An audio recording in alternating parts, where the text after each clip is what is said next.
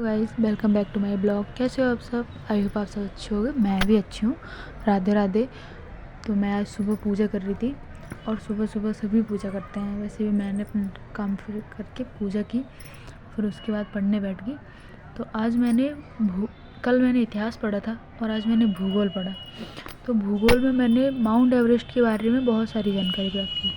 जैसे कि मैं आप सबको बताऊँगी कि माउंट एवरेस्ट का नाम तत्कालीन भारत में महासर्वेक्षक पर जॉर्ज एवरेस्ट के नाम पर पड़ा। महासर्वेक्षक सर जॉर्ज एवरेस्ट के नाम पर पड़ा, जिन्होंने एवरेस्ट की अवस्थिति का पता लगाया। वे 1830 से 1843 ईस्वी तक भारत में महासर्वेक्षक रहे। विगत में माउंट एवरेस्ट को चोटी 15 कहा जाता था। विगत में माउंट एवरेस्ट की चोटी 15 कहा जाता था। सबसे पहले एडमंड हिलेरी और तेंगिन नोगरे 1953 में माउंट एवरेस्ट की चोटी पर पहुंचे। ये सबसे पहले पहुंचे थे। और विश्व में सबसे कम उम्र 13 वर्ष की उम्र में एवरेस्ट शिखर पर चढ़ने वाली महिला मालवेद भारत आंध्र प्रदेश से हैं, जिसने 25 मई 2014 में शिखर पर चढ़ने की सफलता प्राप्त की। मतलब जो सबसे कम उम्र थी उसने 2014 में माउंट एवरेस्ट पर चढ़ाई की। और सबसे कम उम्र के थे 15 वर्ष की में एवरेस्ट शिखर पर चढ़ने की सफलता पाने वाले जो भारतीय राघव जुनेजा मुरादाबाद उत्तर प्रदेश से हैं। इसने 21 मई 2013 को एवरेस्ट शिखर पर चढ़ने की सफलता प्राप्त की। ये 2013 में चढ़े। इसके साथ इसके स्कूल लॉरेंस के 5 बच्चे भी थे। यह प्रथम की स्कूल टीम है जिसने एवरेस्ट शिखर पर चढ़ने की सफलता प्राप्त की। वो स्कूल की प्रथम ऐसी टीम है जिसने एवरेस्ट पर चढ़ने की सफलता प्राप्त की। अर्जुन वाजपेयी नोएडा उत्तर प्रदेश 16 वर्ष की अवस्था में एवरेस्ट शिखर पर 13 मई 2010 ईस्वी को चढ़ने में सफल हुए।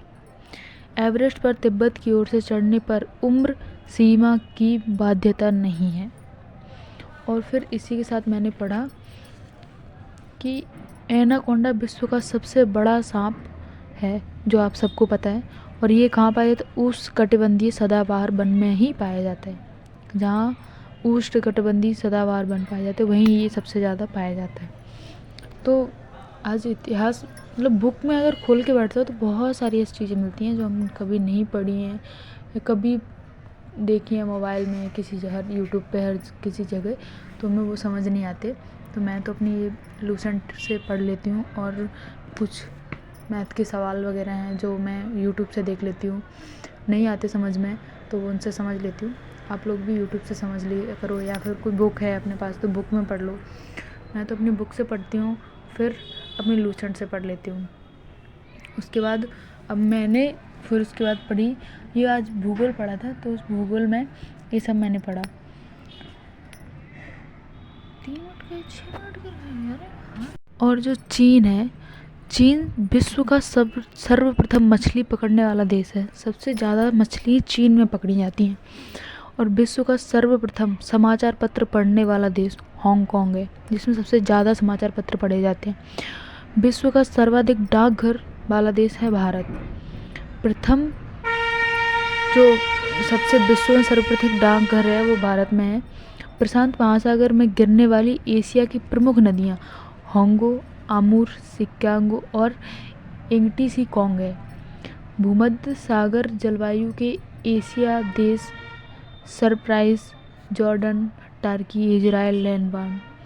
कुछ नाम ऐसे होते हैं जो 2-4 बार ना पढ़ो तब तक तो समझ में आते ही नहीं है, याद ही नहीं रहते कि क्या ये नाम है।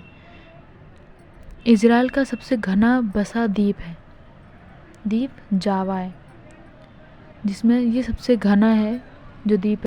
एशिया का सबसे जलायन वाला देश जापान है, जिसमें सबसे ज़्यादा जलायन होता है।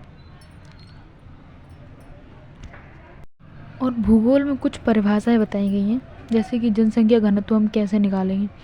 तो जनसंख्या घनत्व बराबर जनसंख्या बटे कुल क्षेत्रफल। जनसंख्या का घनत्व निकालना है तो जनसंख्या बराबर कुल जनसंख्या बटे कुल क्षेत्रफल। जैसे लिंग अनुपात, तो लिंग अनुपात बराबर स्त्रियों की संख्या बटे पुरुष की संख्या गुणा 1000। साक्षरता दर, तो इसमें साक्षरता दर बराबर साक्षरों की संख्या 7+ आयु वाली जनसंख्या गुणा 100। तो ऐसे ही मतलब बहुत सारी परिभाषाएं दी गई हैं। तो अपनी बुक में सब कुछ लिखा है। मैं तो इसी बुक को पढ़ती हूँ और इसी में सब कुछ जान लेती हूँ। जितना डेली पढ़ती हूँ उतना ही मेरे लिए सही है। और आप लोग भी डेली पढ़ो। और कल मैं पढ़ूँगी, आज फिर और पढ़ूँगी, वो भी सब बताऊँगी। और कल मैं जो पढ़ूँगी वो आपको सबको फिर शेयर करूँगी। आज मैंने भूगोल पढ़ा और इतिहास भी पढ़ा, जो मैंने आप सबको बताया। आज मैंने ज़्यादा से ज़्यादा भूगोल पढ़ा, तो आप सब लोग भी पढ़िए। और ये मेरी लूसेंट है, इसमें से मैं पढ़ाई करती हूँ। So thank you for watching and bye bye.